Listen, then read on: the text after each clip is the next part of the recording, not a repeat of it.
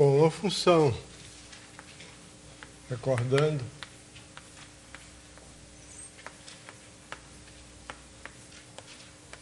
uma função definida, uma função real definida num subconjunto de número reais, quer dizer, a função real de uma variável, ela se chama uniformemente contínua.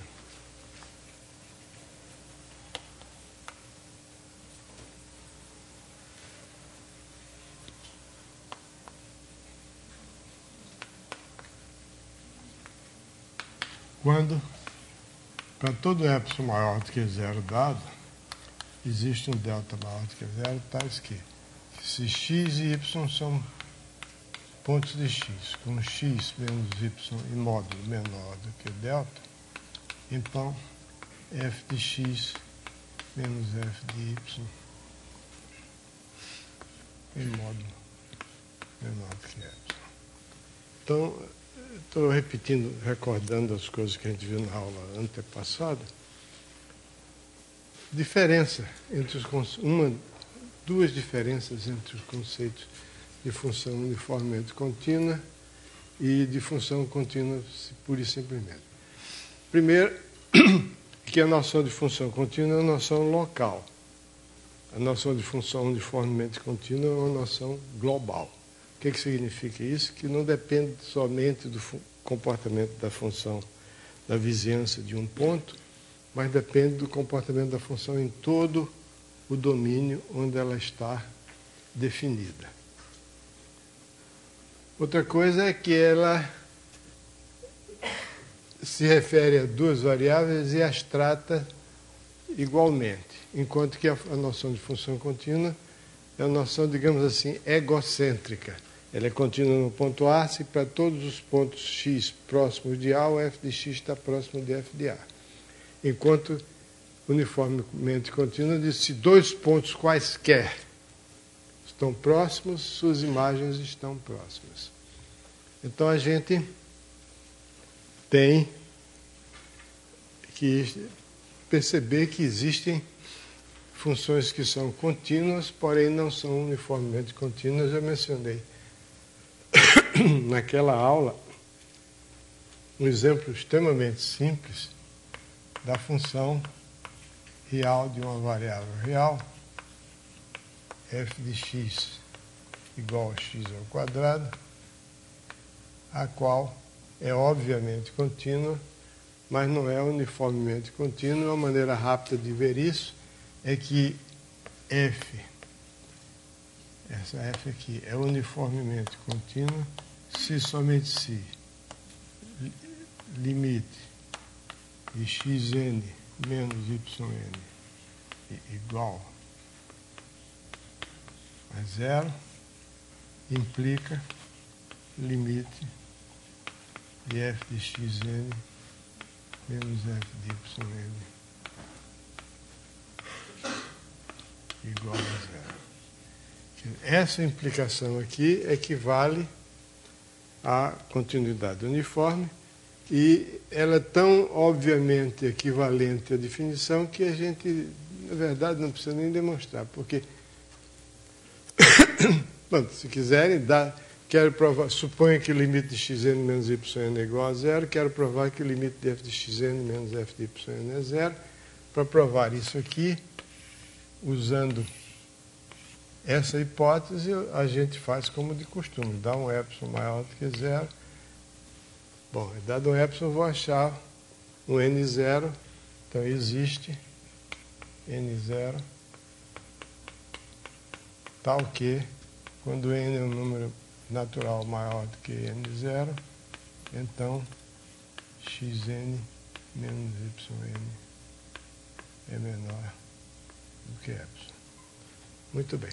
Agora, por sua vez, como f é uniformemente contínuo, dado epsilon maior do que zero, existe também um delta, tal que se x e y... Então, não estou dizendo explicitamente, nós estamos admitindo tacitamente que todos os xn, yn, x e y pertencem ao domínio x maiúsculo da função. que isso aqui, sendo menor do que delta, implica que f de x menos f de y menor do que epsilon. Bom, aqui, nessa definição de limite de xn menos yn menor do que epsilon, eu posso tomar o epsilon igual ao delta. Então, eu posso dizer, para todo delta maior do que zero, isso aqui é menor do que delta. Aí, esse delta aqui vai ser esse delta que vai corresponder ao epsilon aqui. Eu vou continuar como está. Para todo epsilon maior do que zero, existe isso aqui menor do que zero. Agora, eu quero provar que esse limite aqui é zero. Então, dado um epsilon, inicialmente, dado um epsilon, existe um n0 tal que isso aqui vale menor do que delta. Sendo menor do que delta, então f de x.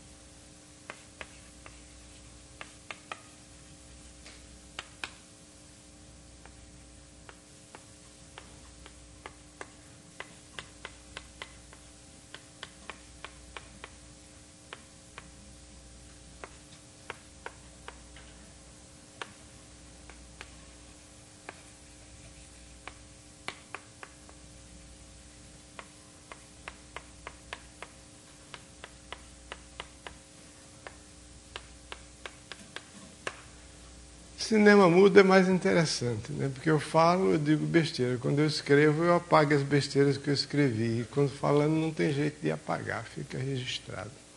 Ok? Então, eu prefiro... Então, esse é o teorema. F é uniformemente contínuo se somente se vale essa condição. De fato, suponhamos inicialmente que vale essa condição. Então, dado epsilon maior do que... Então, que vale essa condição, vou mostrar que f é uniformemente contínuo. Ou melhor, desculpe. Suponhamos que f seja uniformemente contínuo, então vale essa condição. E essa é a prova. Eu estou supondo que o limite de xn menos yn é igual a zero e concluo que o limite de f de xn menos f de y é igual a zero. Vale a recíproca também, mas não vale a pena porque é absolutamente igual. É só retomar os argumentos na ordem contrária, na ordem inversa. Agora, o exemplo da função f de x igual a x2 resulta daí, porque se eu tomar a sequência xn igual a n mais 1 sobre n e yn igual a n, então eu vou ter que o limite de xn menos yn é o limite, fazendo a diferença, da 1 sobre n, que é zero. Mas, se você tomar f de xn menos f de yn, vai dar n mais 1 sobre n ao quadrado menos n ao quadrado, que é igual a 2 mais 1 sobre n ao quadrado. E isso não tendo para zero, tendo para 2. Então, a função f de x igual a x2 não é uniformemente contínua. De resto, nenhum polinômio de grau maior do que 1 é uma função uniformemente contínua na reta. Porque o mesmo argumento que a gente usou aqui pode ser utilizado para a função f de x, f de r em r, f de x igual a xk, onde k é um inteiro maior do que 1. Essa função não é uniformemente contínua. É o mesmo argumento.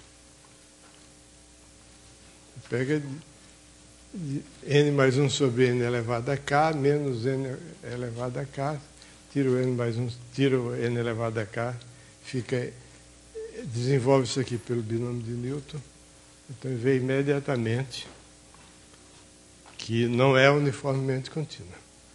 E, de um modo geral, não só isso aqui, mas todos os polinômios de grau maior do que 1 são funções contínuas que não são uniformemente contínuas. Existe um conceito que implica a continuidade uniforme, que é uma função lipschitziana. Vou botar em letra minúscula.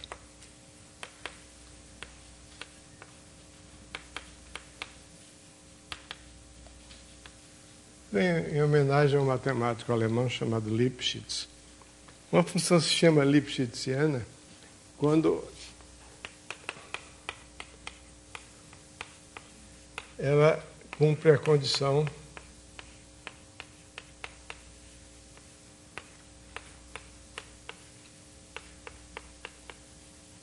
f de x menos f de y é menor do que ou igual a kx menos y, onde k é uma constante.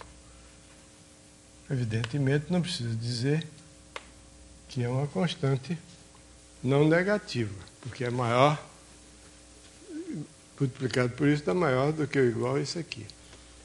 Isso aqui também pode ser visto assim, para x diferente de y,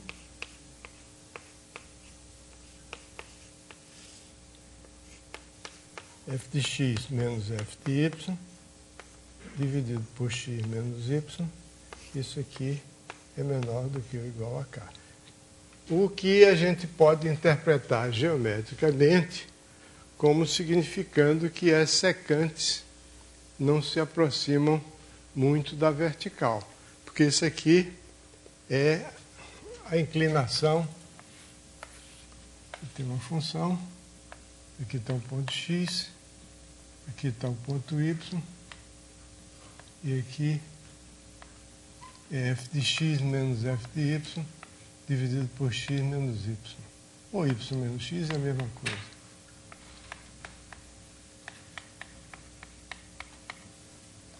F de y menos f de x é esse comprimento aqui, y menos x é esse aqui, então esse quociente é limitado por k, significa que essa secante não fica muito próxima da vertical, elas têm que ter uma certa distância. O k é a margem de segurança, que essa secante aqui não se aproxima muito da vertical, porque se ela se aproximar da vertical, a sua inclinação tende a mais infinito, ou a menos infinito. Ok? Então a função lipschitziana, toda função lipschitziana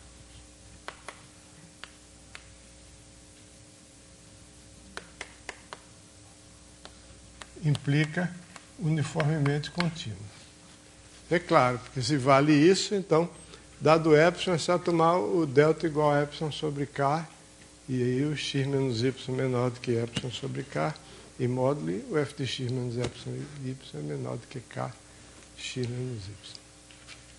Então, lipschitziana implica uniformemente contínua, a recíproca não é verdadeira. Vamos ver um exemplo. Uma função definida só para números reais positivos, ou zero. Vou admitir o zero.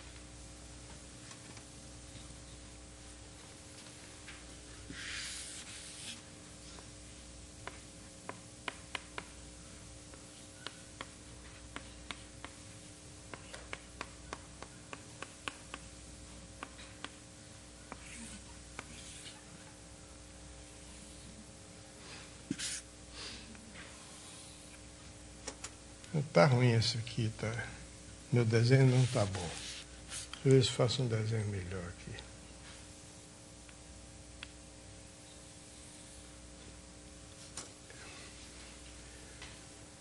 Essa função f de x igual a raiz de x, é o seguinte, se você pegar qualquer número, por exemplo, x igual a 1, daqui em diante, ela é lipschitziana.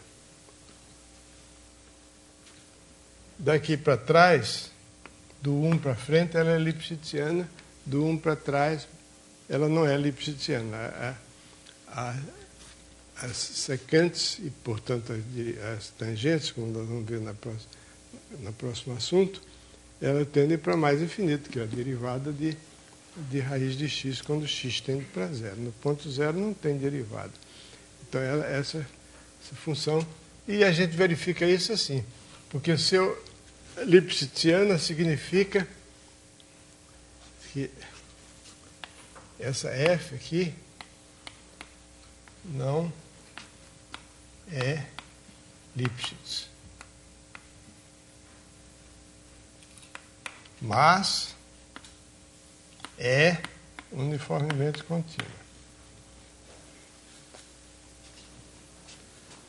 Bom, Lipschitziana significa que f de x menos f de y dividido por x menos y é limitada, que a secante é limitada.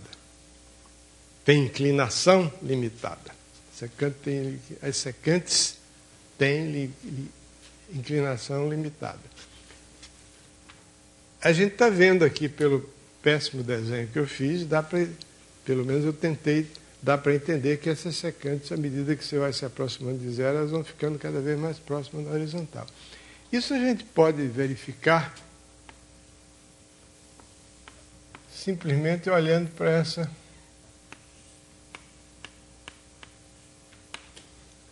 Não precisa botar o valor absoluto, porque isso aqui vai dar positivo. Mesmo que se o x é menor do que o y, o raiz de x é menor do que o raiz de y. Então, isso aqui é igual a 1 dividido por raiz de x mais raiz de y, certo? Só multiplicarmos o mesmo por raiz de x mais raiz de y. Então fica x menos y no numerador, que cancela com o denominador. Então a gente vê o seguinte, que quando x e y são pequenos, esse quociente pode se tornar tão grande quanto eu queira. Basta tomar o x e o y muito pequenininho. O raiz de x e o raiz de y vão ser pequenininhos, então o seu inverso, a soma vai ser pequena e o inverso vai ser muito grande. Então, essa função não é lipschitziana. Certo? Mas ela é uniformemente contínua. Bom, não é lipschitziana, mas f restrita ao intervalo 1 mais infinito, já não é mais a f, é a restrição da f ao intervalo. Porque uma função ela tem 3 ingredientes. Tem um domínio, um contradomínio e uma regra de definição. Se eu mudei o domínio, ela não é mais a mesma função, é a restrição de uma função anterior. Essa aqui é lipschitziana.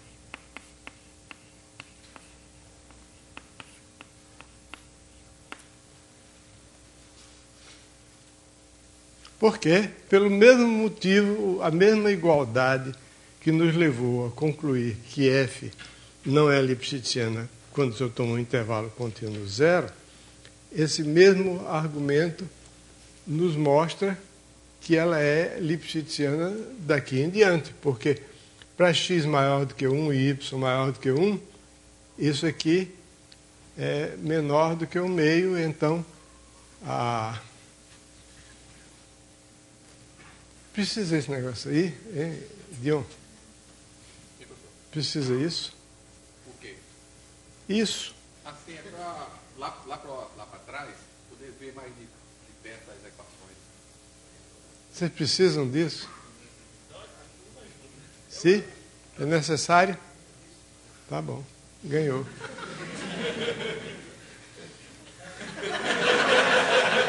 Mas o negócio está atrasado.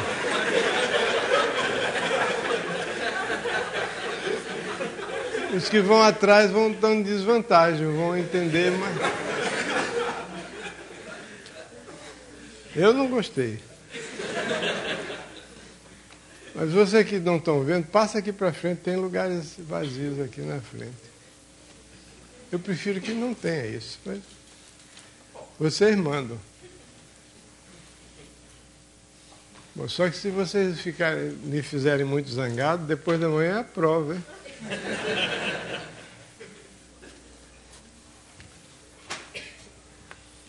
Então dá para entender que essa restrição é lipschitziana, não só é lipschitziana, como o K, que é chamada a constante de Lipschitz da função, é 2, é um meio, na verdade. Um meio. Bom, então, daqui em diante, a função é, portanto,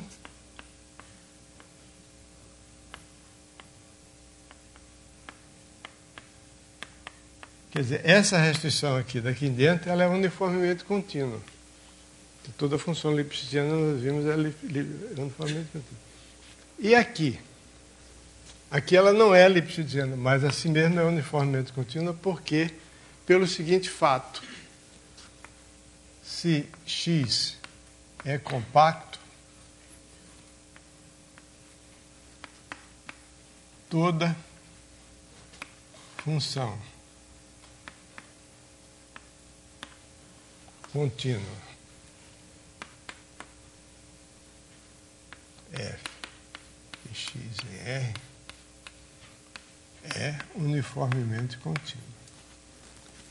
Tá bom. Bom, se vocês quiserem ver isso depois, está na internet, né? Eu queria mencionar aqui com grande satisfação para o povo de João Pessoa, terra do Dion, na Universidade Federal da Paraíba, estão assistindo esse curso agora, nesse momento. E a professora Flávia me disse que tem 47 alunos assistindo o curso e me pediu para mandar a prova também para eles fazerem. Então, parabéns para essa pessoa, obrigado. Depois eu mando a conta.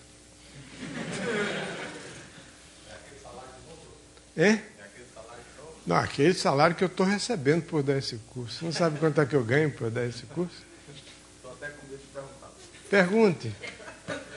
Já que o senhor mandou, quanto? 0. É maior do que negativo. Né? 0. Pelo menos não estou pagando para dar o curso. Mas é um prazer. Olha assim para a turma toda feliz da vida, satisfeita. Quero ver de sexta-feira. A prova é quarta. Então, num compacto, isso é um fato muito relevante. Num compacto, toda função contínua é uniformemente contínua. Então, x é compacto. Vamos supor que eu tenho uma função contínua. Demonstração.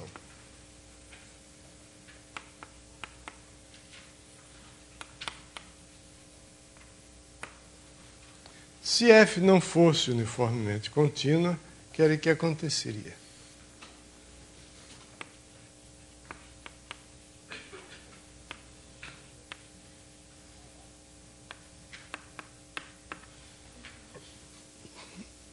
Existiriam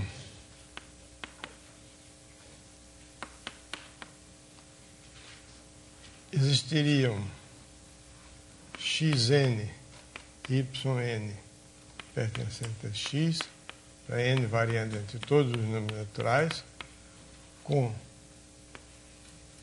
limite de xn menos yn igual a zero, mais limite. Aí a gente é tentado de escrever uma coisa que não é correta.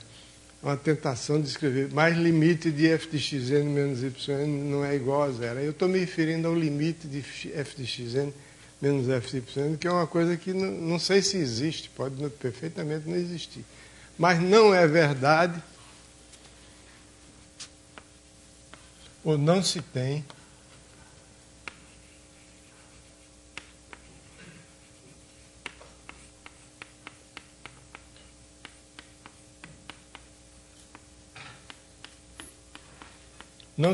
limite de f de xn menos f de yn igual a zero. Pode isso acontecer por uma variedade de razões, ou porque o limite não existe, ou porque existe, mas não é zero, e assim não se tem. Porque não se tem isso. Se não se tem esse limite igual a zero, o que é que acontece?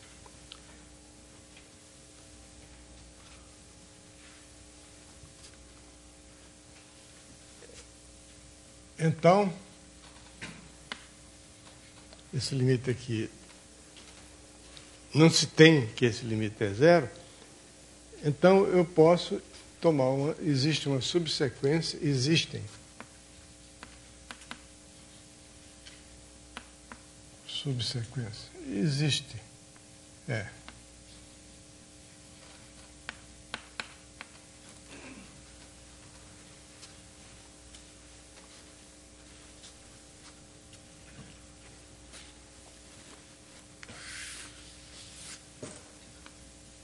existe um epsilon maior que zero e subsequências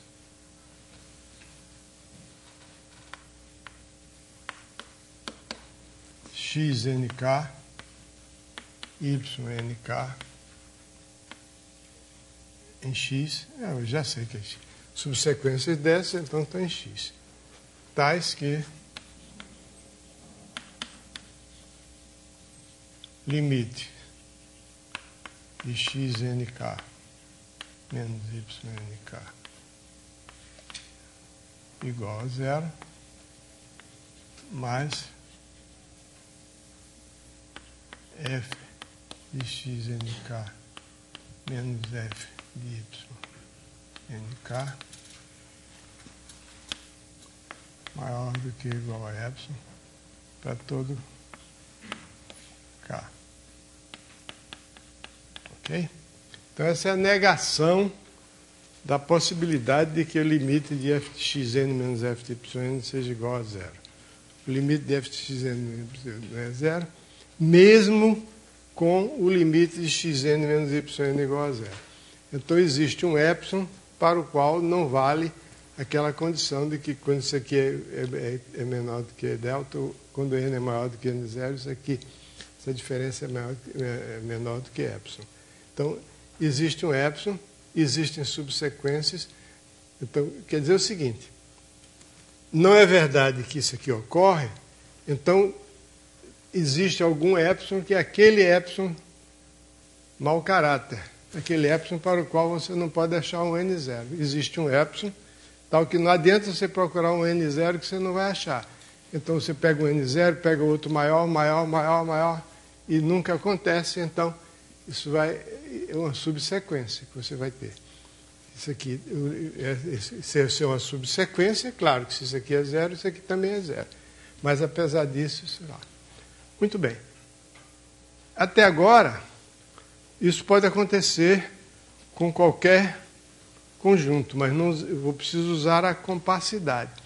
Aí a gente diz o seguinte, passando a uma subsequência dessa subsequência, caso seja necessário, eu posso admitir que o limite de xnk igual a A e o limite de ynk seria igual, não necessariamente igual a A, mas tem que ser igual a A, porque o limite de xnk menos ynk é zero, tem que ser A, onde A pertence a x.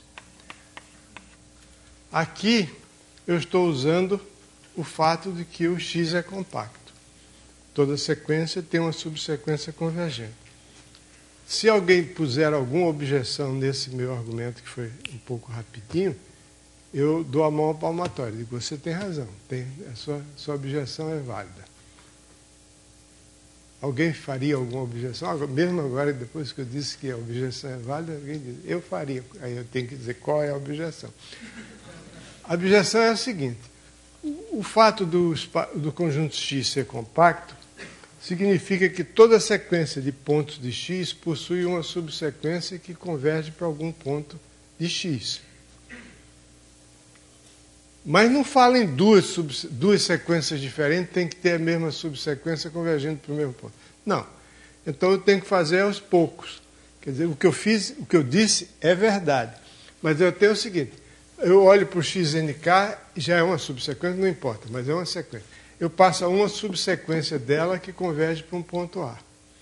Aí eu não olho para todos os NKs, não. Eu olho para os YNK, para todos os YNK. Eu olho para os YNKs cujos índices NK são índices daquela subsequência que eu já escolhi aqui. Aí eu passo a uma subsequência.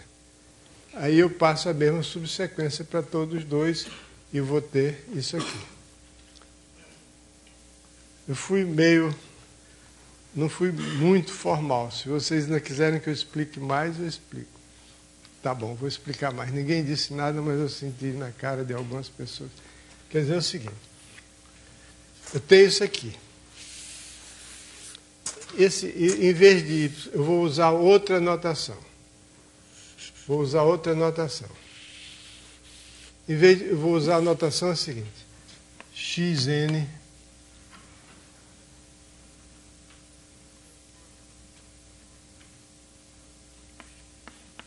n pertence a n'. Y n pertence a n'. Tais que limite. Vou usar essa notação diferente. O que é n'? Uma subsequência, a gente pode usar aquela notação x, n, k, ou pode usar xn mesmo, só dizendo que esse xn, o n não varia entre todos os números naturais. Varia num conjunto n' infinito de números naturais.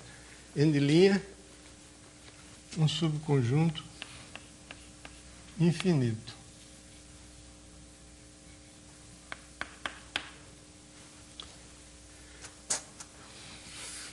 Tais que o limite, quando n varia nesse subconjunto n', de xn menos yn é igual a zero, mas o limite, quando n varia nesse conjunto n', de f de xn menos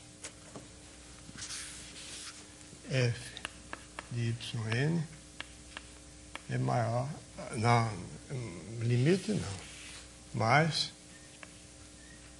f de xn menos f de yn maior do que ou igual a epsilon para todo n em n'. Muito bem, isso aí, alguém falou? Fale mais alto, bem alto. Eu não entendi por que tem que ser maior ou igual a epsilon sempre. Ele não pode ser igual a zero para a infinidade de números, mas não tem que ser zero. Mas aí eu jogo fora esses números. Veja bem, qual é a condição para que uma sequência tenha limite zero? É que para todo epsilon existe um delta tal que isso aqui, existe um n0 no caso da sequência, tal que n maior do que n0 implica que aquela diferença é menor do que epsilon. Ok? Se o limite não é zero, significa que existe um epsilon para o qual isso não é verdade. Se eu admitir zero, então ele já está menor do que epsilon. Eu quero que exista um número, não importa qual o zero que você pegue, você sempre pode achar um xn e um yn, tais que xn menos yn é menor do que ou melhor, não, que o n é maior do que n0, porém o f de xn menos epsilon é maior do que ou igual a epsilon. A negação de menor do que epsilon é maior do que ou igual a epsilon.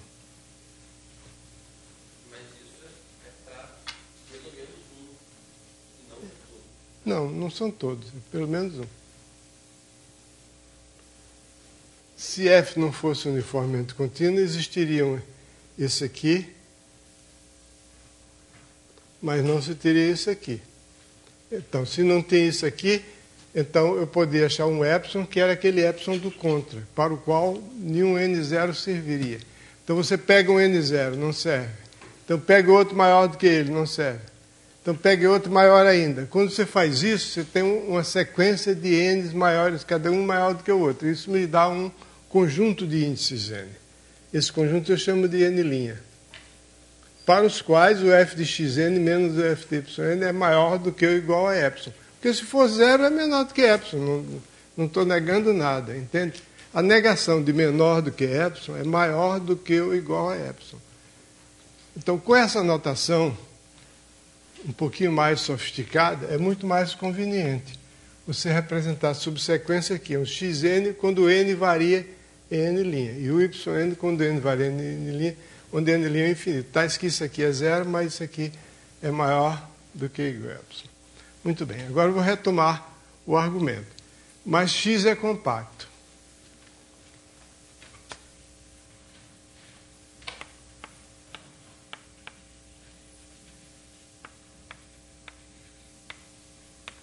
Então, como x é compacto, eu posso passar uma subsequência. Por exemplo, a sequência xn tem uma subsequência convergente. Então, existem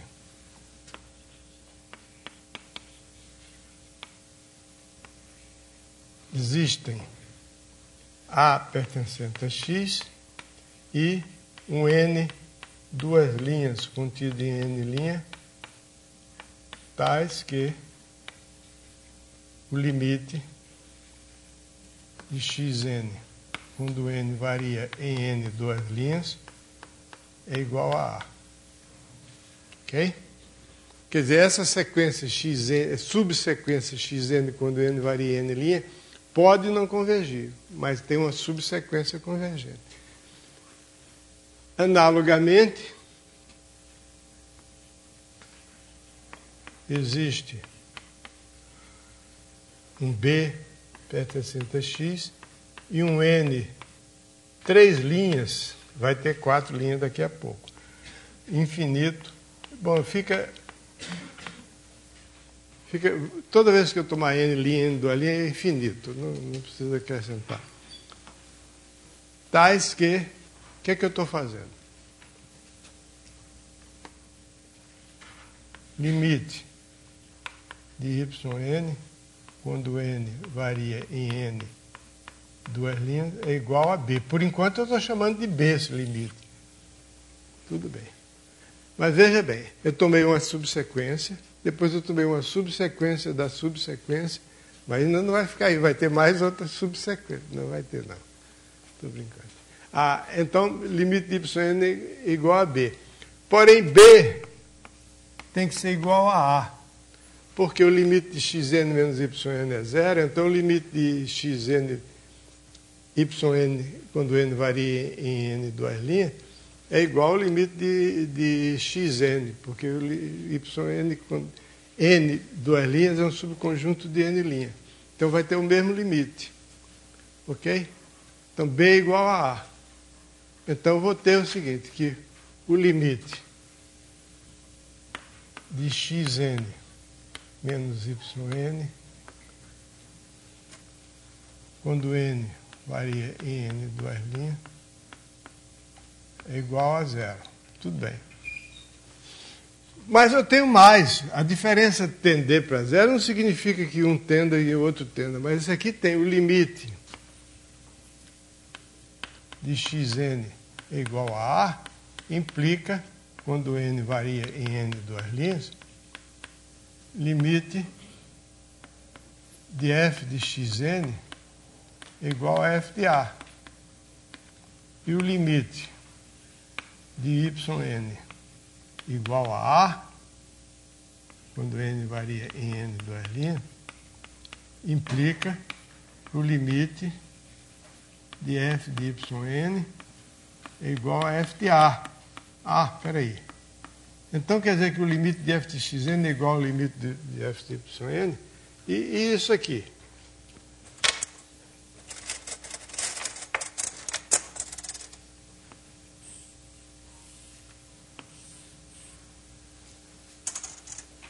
F de xn menos f de yn é maior do que ou igual a epsilon para todo n num conjunto infinito. Isso é uma contradição com o fato de que o limite de f de xn é igual ao limite de f de yn. Então, contradição.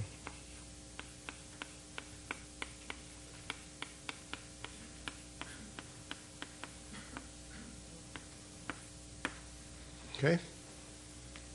Então, toda função contínua num conjunto compacto é uniformemente contínua nesse conjunto.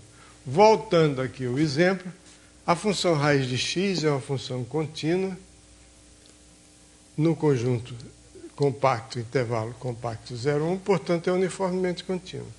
Agora, se você tem uma função que é uniformemente contínua no intervalo e é uniformemente contínua no outro intervalo adjacente a esse, e tem o mesmo valor de um lado e do outro, então essa função é uniformemente contínua. Isso eu me dispenso de dar os detalhes, porque são bastante óbvios, é só usar a definição. Então, essa função aqui, raiz de x, ela é uniformemente contínua, embora não seja lipschitziana. Ela é lipschitziana daqui para lá, qualquer ponto. Eu tomei 1 aí, eu podia ter tomado 2, 3, 5, qualquer número que eu quisesse. 1/2, π, raiz de 2, qualquer número. Ok? Então, toda função lipschitziana é uniformemente contínua, mas a recíproca é falsa, conforme mostra este exemplo.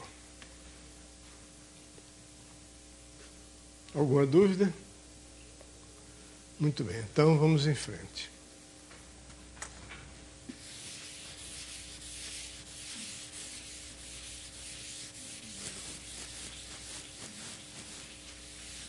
Então, essa é basicamente a diferença entre função uniformemente contínua e função contínua.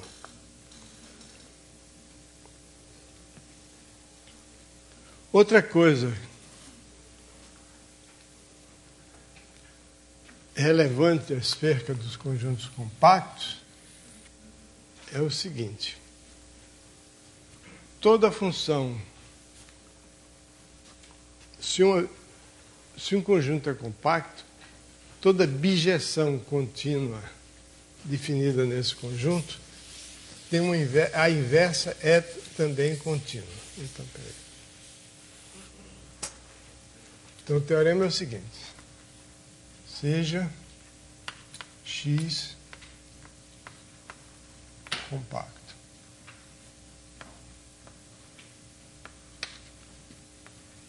Se f de x em y contido em R é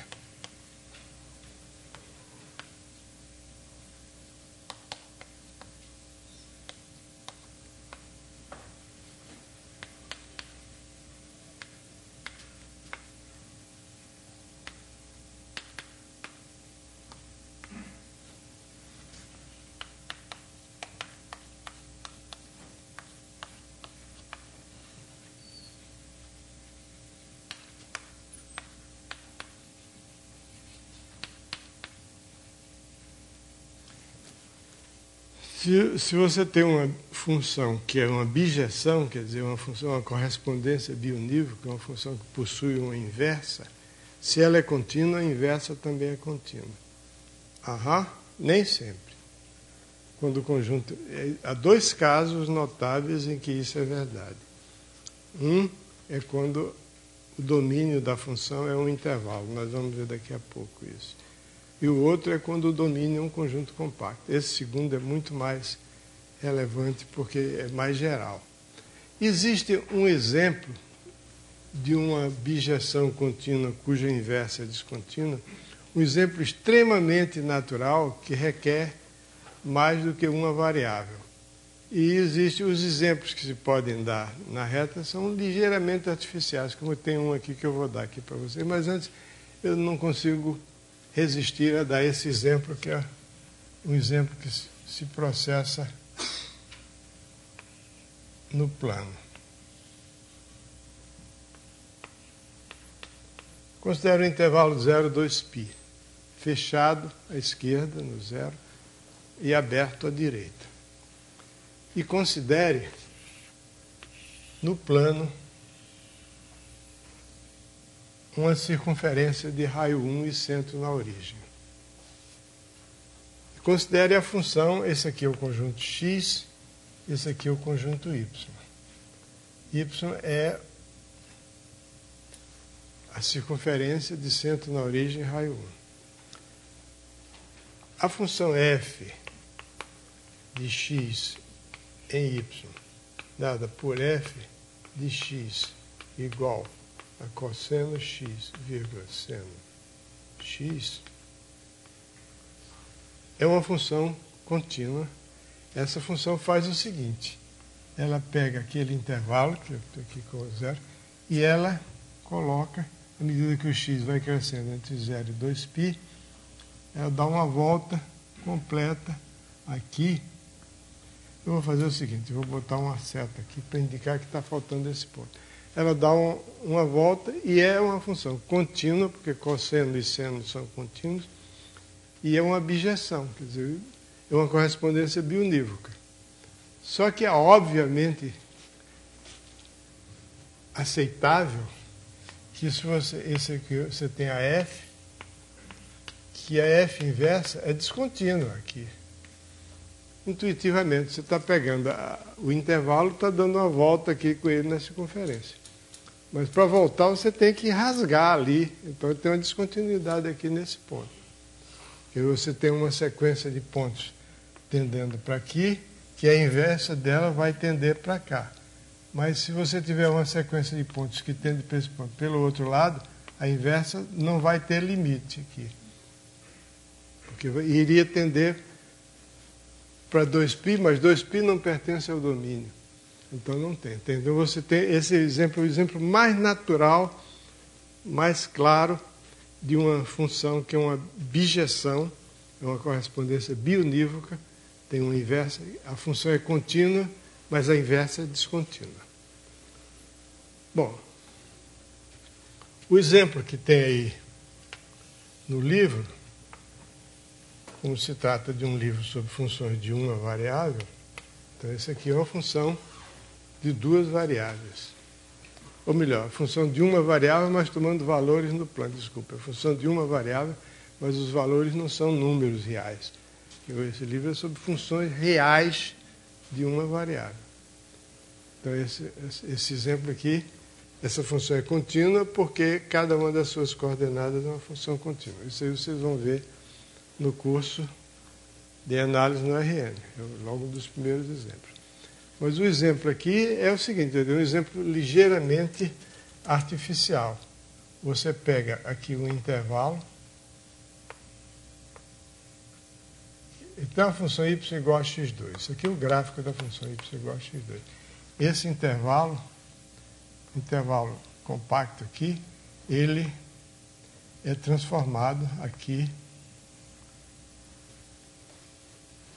Digamos que você põe aqui menos 2, então aqui fica 4, 0. Então, o intervalo menos 2, 0 é transformado de modo biunívoco, uma bijeção, no intervalo 0, 4. Só que esse 4 está pequenininho quando comparado com aquele 2.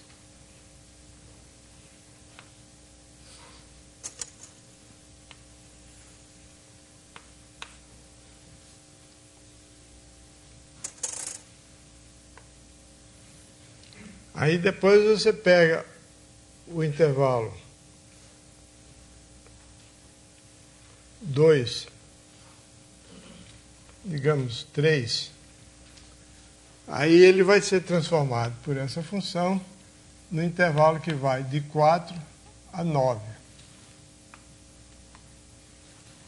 Então você tem uma função que vai da reunião do intervalo 0, 4, no intervalo aqui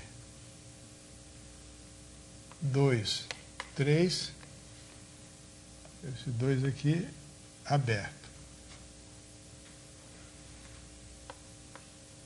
sobre o intervalo 0, 9. Oi. Fale bem alto.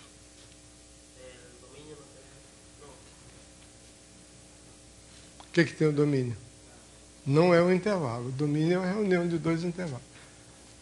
Não, tem razão. Você está absolutamente certo. É que é menos 2, 0. Você tem toda a razão. Devia ter mais firmeza, convicção nas suas opiniões. Você estava certo. O domínio não é aquele. O domínio dessa função é a reunião do intervalo de menos 2 a 0 com o intervalo 2, 3. Isso aí transforma esse intervalo aqui, não no 0, 9, mas no... o menos 2. O menos 2 vai no 4, o 0 vai no 0. Ok. Então isso é uma aplicação contínua, porque ela é definida em na reunião de dois intervalos, ela é contínua em cada um, então é contínua na reunião, porque está bem definida. No menos 2 ela tem o valor 4, no 2 ela não está definida, no ponto 2. Senão ela ia ter, os dois iam ter o mesmo valor, então ela não seria uma abjeção. Então isso é uma função contínua cuja inversa é evidentemente descontínua. Porque a inversa seria uma transformação, se fosse contínua, de um intervalo 0, 9, que é um conjunto que não admite cisão, a não ser a cisão trivial, com valores num conjunto que admite cisões que não são triviais. Ali é uma cisão mais imediata. Você pode também verificar imediatamente que ela é descontínua. Então isso aqui é um exemplo de uma função que é uma bijeção contínua cuja inversa não é contínua. Isso é uma coisa que o que nós estamos falando agora, continuidade, aberto, fechado, compacto, essas coisas, é topologia. É diferente de álgebra. Em álgebra é o seguinte, se você tem uma transformação linear bijetiva, a inversa é linear também. Se você está entre grupos, você tem um homomorfismo de um grupo no outro grupo que é bijetivo, o inverso também é um homomorfismo.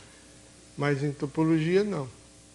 Uma aplicação pode ser bijetiva e contínua e a inversa ser descontínua. Repito, esse exemplo aqui é um exemplo de dimensão 1.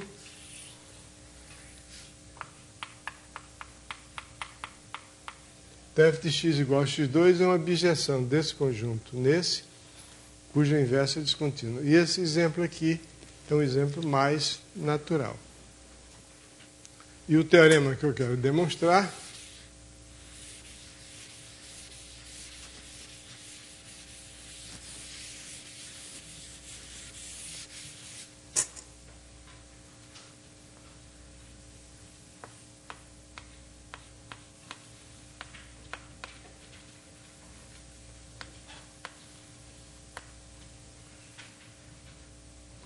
eu não sei, eu demonstrei aqui, eu acho que não, né? Que a imagem de uma função contínua, de um conjunto compacto por uma função contínua é um conjunto compacto. Provei isso? Não. Sim ou não? Ninguém tem opinião, nem sim nem não, antes pelo contrário.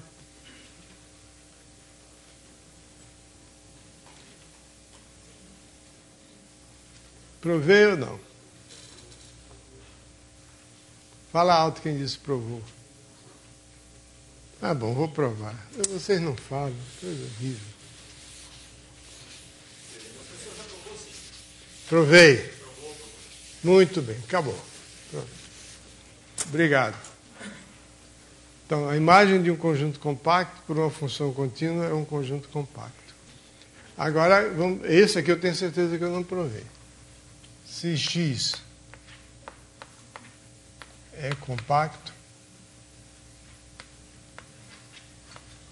e f de x em y subconjunto é contínuo, é uma bijeção contínua,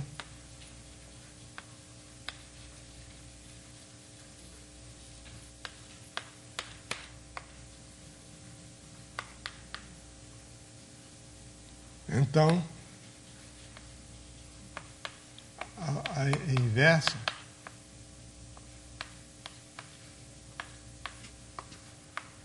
é contínua.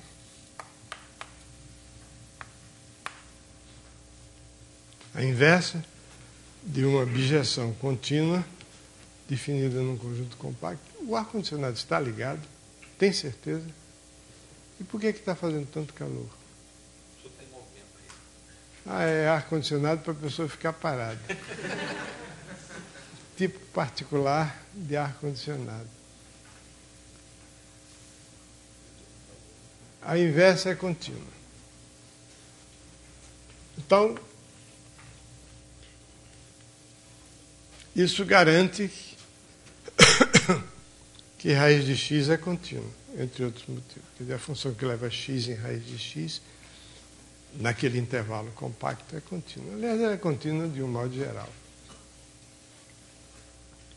Ela é contínua aqui, por causa desse teorema, e é contínua daqui em diante porque é lipschitziana.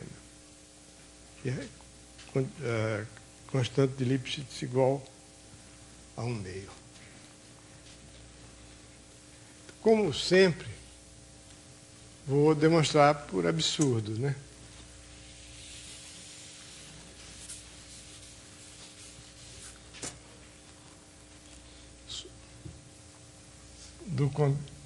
Suponha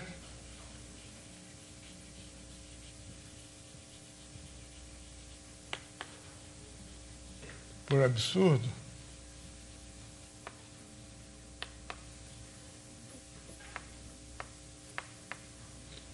que f inverso fosse descontínua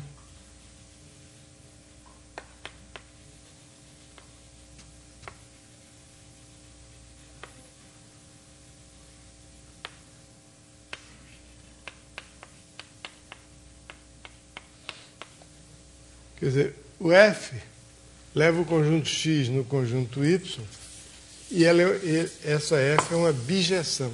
Quer dizer, todo elemento de y é da forma f de algum elemento de x. Então, f inverso é uma aplicação de y em x que eu suponho que fosse descontínua num ponto B pertencente a y. Esse ponto B é f de algum A, onde A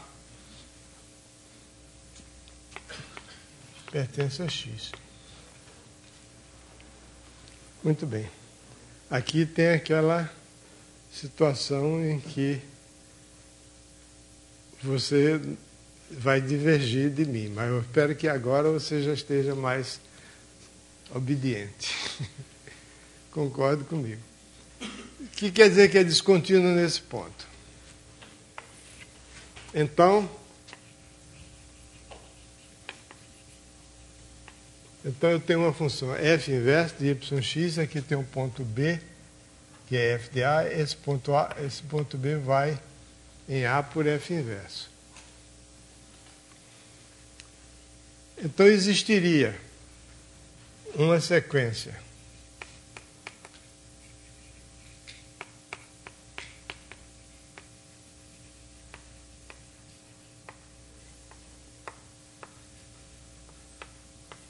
de pontos yn igual a f de xn, evidentemente em y, né? Os xn estão em x, o O f de xn está em um ponto de y, que com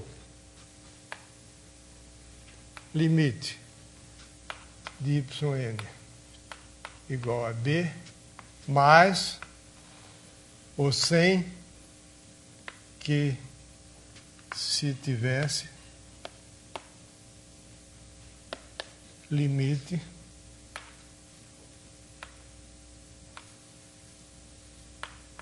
de xn igual a A. Porque xn é f menos 1 yn.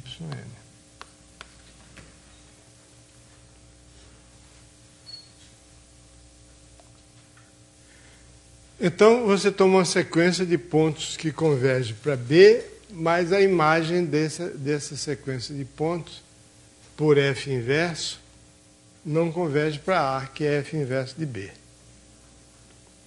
O que é que significa? Não se tem isso sem que se tivesse isso, quer dizer, isso aqui não é verdade. Então, portanto, haveria um epsilon maior do que zero, tal que não é verdade que limite de xn, mais do que isso. E então haveria não haveria só, o verbo haver nesse caso não tem plural, haveria epsilon maior do que zero, e haveria também um n' útil de n infinito, tais que f, para que xn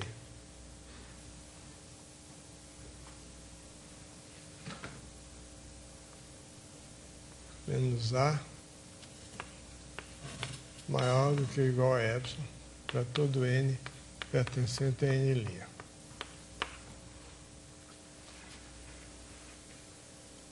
Ok? Não é verdade que o limite de xn seja igual a A. Então, eu pego um epsilon, haveria um epsilon, tal que não importa quão grande eu tome o n, o xn não vai ficar mais próximo para todo n suficientemente grande, o xn não está próximo de A. Quer dizer, haveria infinitos valores de n, tais que xn menos A maior do que ou igual a epsilon. Uma maneira de você pensar nisso é assim: limite de xn é igual a A quando, dado um epsilon, existe no máximo um número finito de valores de n que estão tais que xn menos A em módulo é maior do que epsilon. Então haveria infinitos valores de n para quais isso aqui. Passando a uma subsequência,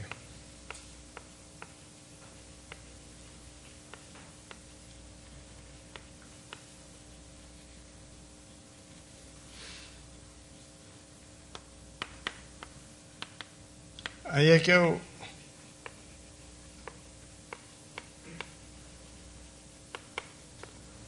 se necessário, porque pode até ser que essa sequência xn tenha algum limite. Diríamos o limite de xn igual a b.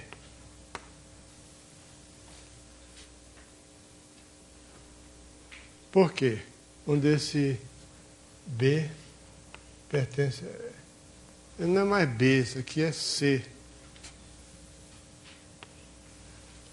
Onde C pertence a X. Por quê? Porque o X é compacto, então toda sequência tem que ter uma subsequência convergente. Esse Xn é uma sequência de pontos em X, consequentemente existe uma subsequência convergente.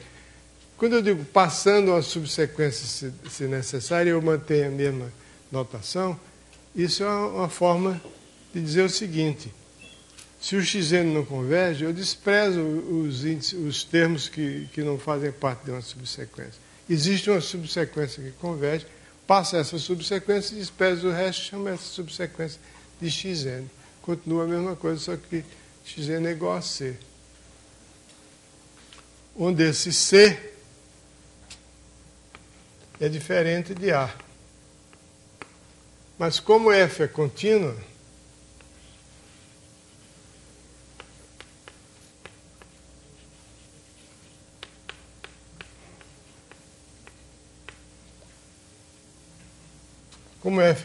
se o limite de xn é c, limite de f de xn é igual a f de c.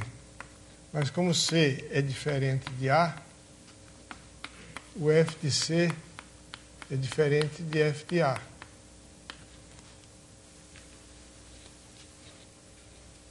Mas f de c é igual a f de A, porque o limite de f de xn é uma subsequência. Isso aqui é a mesma coisa que limite de yn. O limite de f de xn, o que é f de xn? É o que eu chamei de yn. É igual a A. É igual a B. O limite de f de xn é B. E aqui o limite de f de xn é f de c, que é diferente de f de A. E B é igual a f de A. Ok. Eu não sei se é exatamente assim que eu fiz no livro, mas é o que me ocorre no momento. Você que está olhando o livro aí pode me dizer se é assim que está aqui.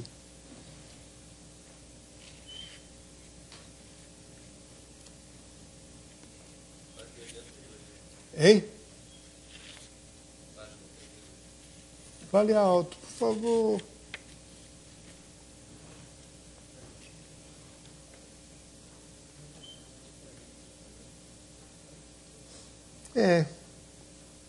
É assim mesmo.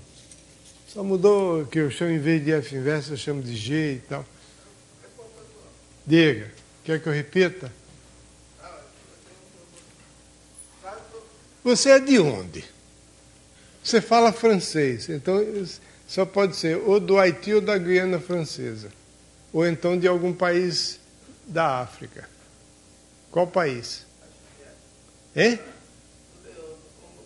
Ah, do Congo belga. Muito bem. Caso que xn ou yn, os dois convergem, você vai dispensar o quê? Para usar os dois. Aí eu finzinho não ouvi direito. Caso xn ou yn, os dois existências convergem, você vai dispensar qual? Não entendi. Como é que é o seu nome? Ibrahim? Tá bem, eu não entendi não. Bom, vou fazer o seguinte. Eu vou repetir o argumento e você me interrompe no momento em que você não concordar. Tá certo? Muito bem. Então está aqui. Se x é compacto e uma objeção contínua, a inversa é compacta. Tudo bem, isso aí todo mundo entendeu. Suponhamos, por absurdo, que a inversa fosse descontínua. Então a inversa é contínua. Suponhamos, por absurdo, que a inversa fosse descontínua. Se ela é descontínua em algum ponto. Num ponto B, esse ponto B tem que ser f de A, porque é uma objeção. Todo B é f de algum A, de um único A. Porque ok? Todo B em Y é f de algum A. E f inverso de B é A. Muito bem, então B é igual a f de A.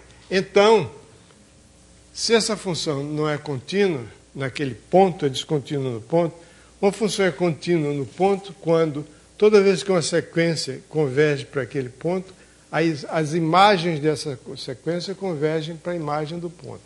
Por exemplo, uma função contínua no ponto B significa que toda vez que uma sequência converge para B, a imagem daquela sequência por f inverso converge para A. Então, negar que ela é contínua significa dizer que existe uma sequência yn convergindo para B sem que se tivesse limite de xn igual a A. Porque xn é f de yn. Xn é f inverso de yn.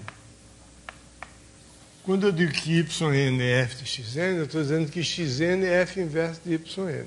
Se fosse descontínuo, existiria uma sequência de pontos yn convergindo para um B, sem que o f inverso de yn convergisse para o f inverso de B, ou seja, que o limite de yn fosse igual a A. Agora vamos ver o que é que significa dizer que o limite de x y não existe, não é verdade que o limite, que isso aqui é falso.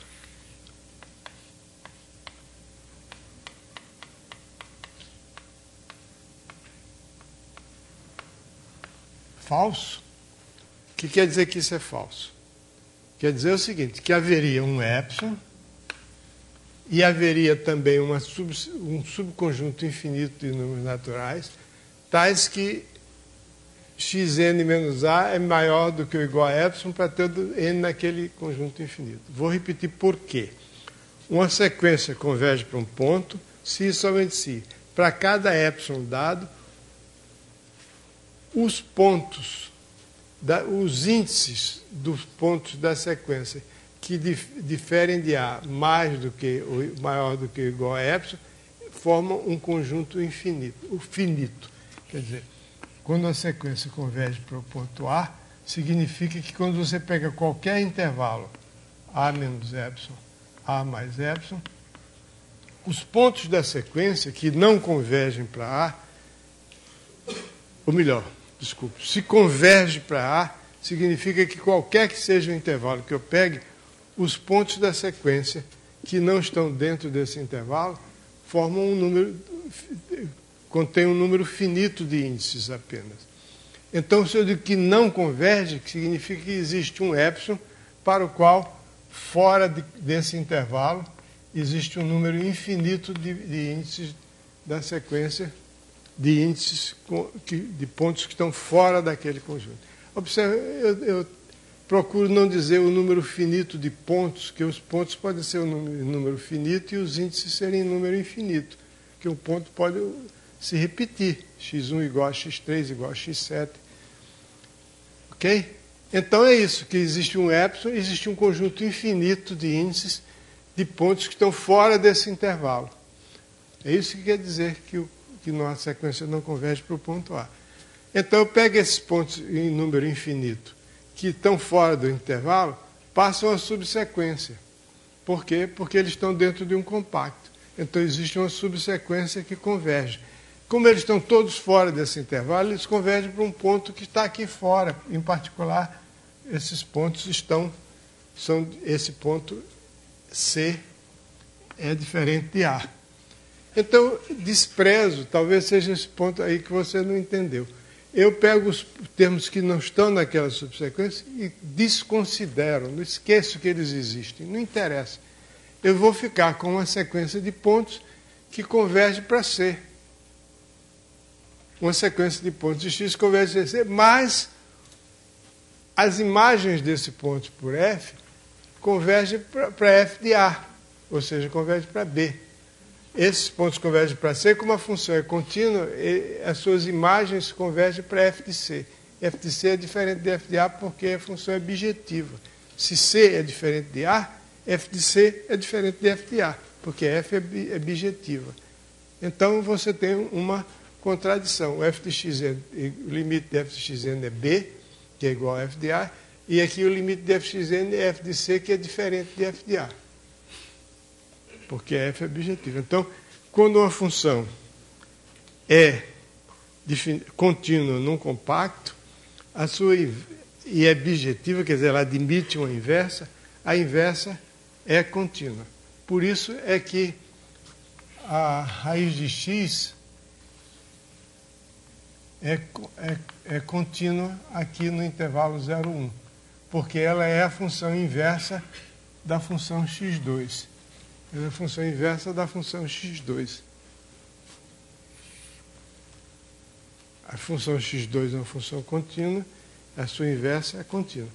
Bem, você vai dizer, peraí, inversa da função x2? Não, a função x2 não é bijetiva. Sim, a função x2 não é bijetiva se eu considerar em toda a reta.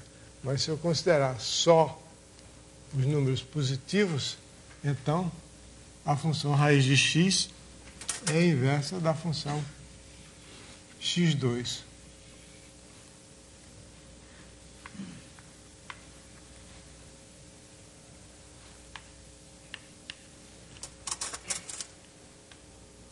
Então, a função x2 é uma função bijetiva no intervalo 0, 1. Aliás, ela é bijetiva em toda a reta, toda a semirreta positiva. Ok? Muito bem. Existe outro caso em que a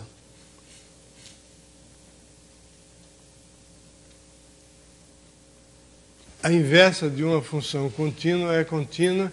Esse é um caso típico e exclusivo de funções reais de uma variável, é quando o domínio da função é um intervalo.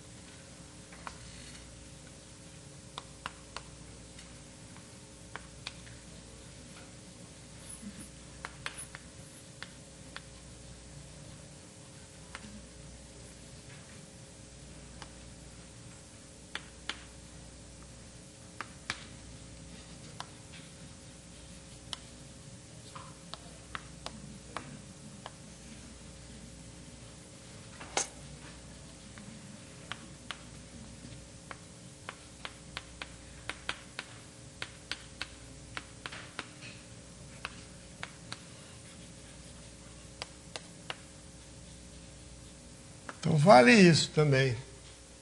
Se o domínio da função for um intervalo, se ela for uma função bijetiva e contínua, ela é necessariamente monótona. Não só ela é monótona, mas a inversa dela também é contínua.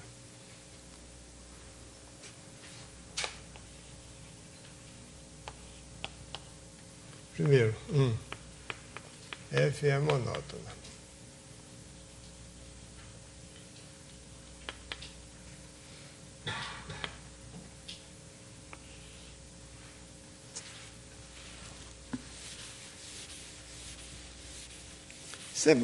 Tudo isso aí é mais ou menos intuitivo, é aceitável do ponto de vista intuitivo.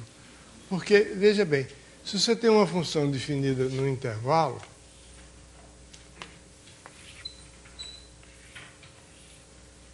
se ela não for monótona, não tem como, se ela é contínua e não é monótona, não tem como ela ser bijetiva, porque se ela não é monótona, ela começa a crescer, depois decresce e acabou. E você tem, no meio, tem 2 pontos. Né? Aqui tem pontos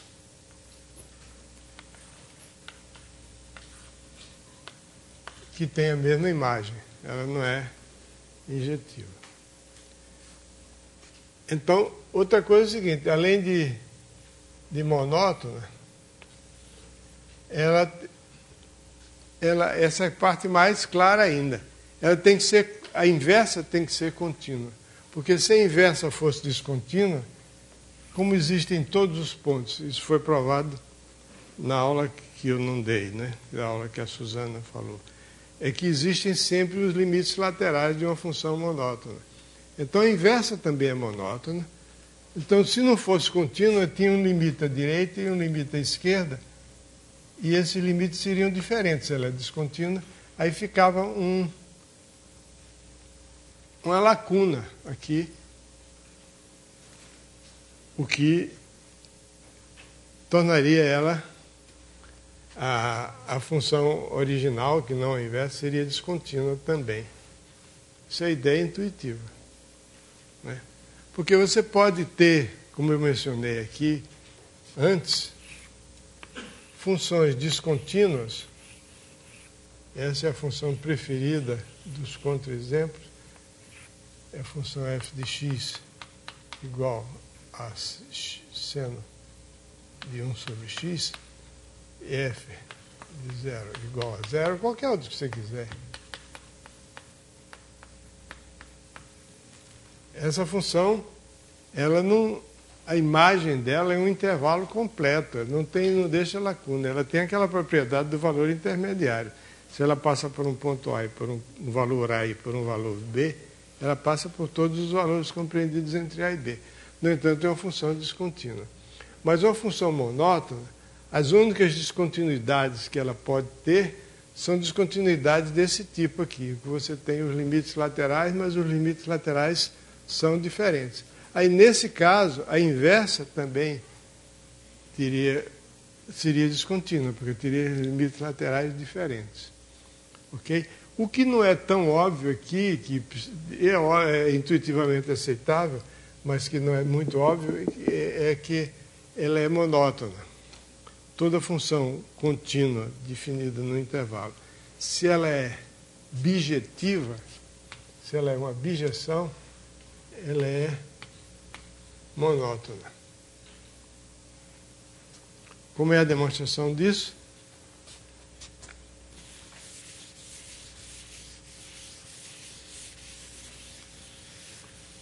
Basta supor inicialmente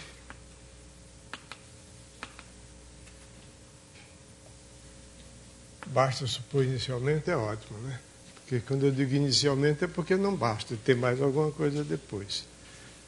Então, vamos supor inicialmente que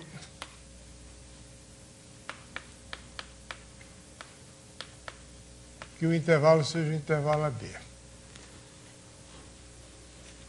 Então, é uma função f de I em E, que é contínua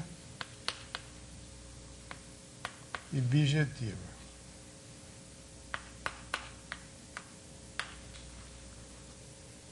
Em particular, o f de A é diferente do f de B. Ou é maior ou é menor do que o f de B, porque não pode ser igual porque a função é bijetiva. Ela leva pontos diferentes em pontos diferentes. Vamos supor que f de A é menor do que f de B. Ou é menor ou é maior. Então, faz. Menor.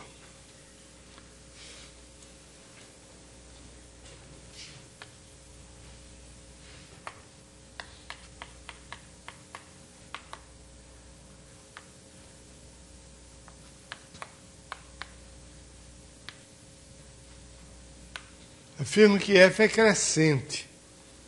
Ou seja, se x é menor do que y, f de x é menor do que f de y. Então, vamos supor, para variar, né? Vocês vão sair daqui carregados de demonstrações por absurdo. Né? Todas as demonstrações até agora, quase tudo é por absurdo. Afirmo que essa é crescente. Há quem considere que demonstração por absurdo é um ato supremo de coragem da pessoa que vai demonstrar, porque, como dizia um matemático inglês chamado Geoffrey Hardy, eu acho que já falei isso aqui, né? Ao demonstrar por absurdo, o matemático faz como um jogador de xadrez que entrega o jogo de uma vez por causa de uma jogada. Todo jogo, se ele perder aquilo, vai perder tudo. É meio discutível isso. Bom, afirmo que f é crescente. Caso contrário,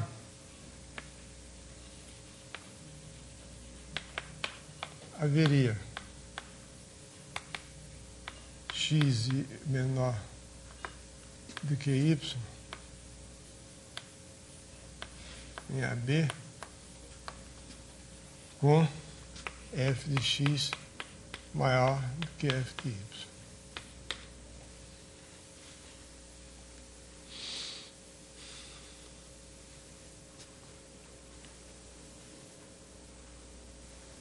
Há duas possibilidades.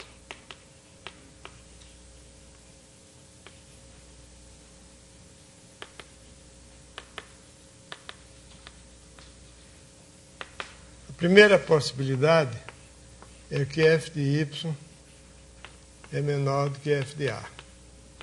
A segunda é que f de y é maior do que f de A.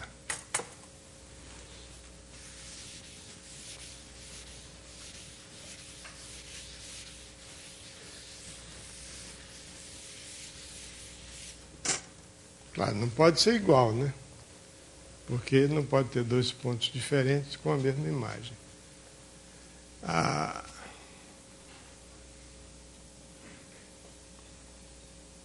Então, no primeiro caso,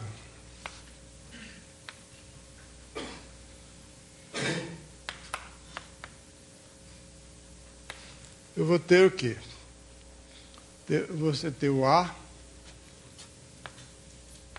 menor do que x, que é menor do que y, que é menor do que b. Então, o f de y menor do que f de A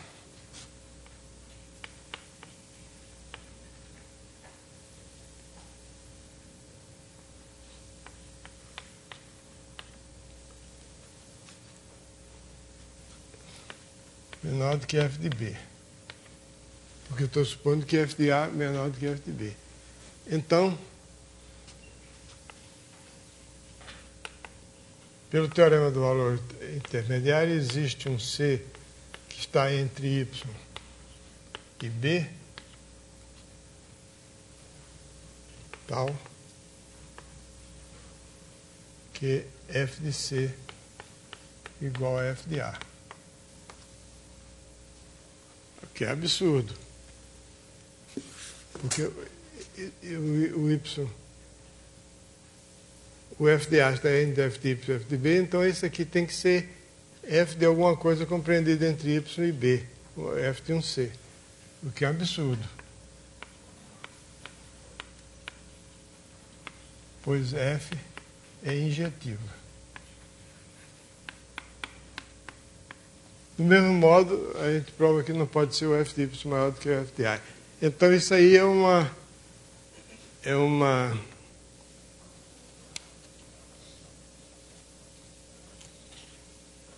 fato interessante, que toda função injetiva contínua, ela tem que ser necessariamente monótona.